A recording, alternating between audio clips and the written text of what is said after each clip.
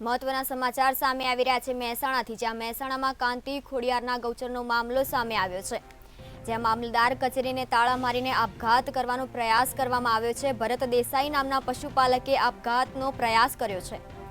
લાંબા સમયથી અલોડા ગામની ગૌચરમાં આ વિવાદ ચાલી રહ્યો છે। આખલા ઉપર કાંતિના નામ લખી મામલતદાર કચેરી લવાયો હતો।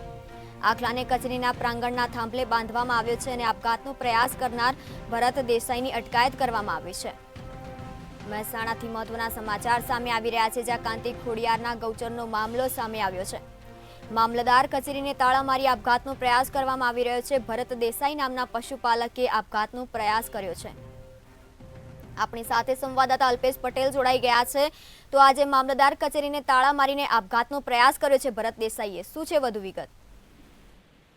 જી ચોક્કસ જણાવ્યું કે મહેસાણા તાલુકાના અલોડા ગામની ગૌચર જમીન વિવાદ ઘણા લાંબા વર્ષોથી પૂરું થવાનું નામ લેતો જ નથી। જ્યારે ભાજપના બે દિગ્ગજ નેતાઓ વચ્ચે ચાલતા ગજગ્રાહના કારણે અલોડા ગામનું તળાવ તેમજ ગૌચર જમીનની ચર્ચા ચગડોળે ચડેલી છે અને ત્યારે અલોડા ગામના ભરત દેસાઈએ નાના આંકડા સાથે મહેસાણા મામલતદાર કચેરી આવીને વિરોધ નોંધાવ્યો હતો અને તેની સાથે આત્મવિલોપનનો પ્રયાસ પણ કરતા પછી પાછો ગૌચર જમીન વિવાદ ચર્ચામાં ચગડોળ ચડવા લાગ્યો છે। પાનું છે ભરત દેસાઈ નામના ઈસમે આ આંકડા સાથે મહેસાણા મામલતદાર કચેરીમાં ઘસી આવ્યો હતો અને જેલનો ડર ના બતાવતો ગળું બનાવી બેનર ધરાવી આત્મવિલોપનની પ્રયાસ સાથે વિરોધ નોંધાવ્યો હતો। જોકે મહેસાણા શહેર પોલીસને તાત્કાલિક જાણ કરતા પોલીસ ભરત દેસાઈને અટકાયત કરી વધુ હાથ તપાસ કરી છે।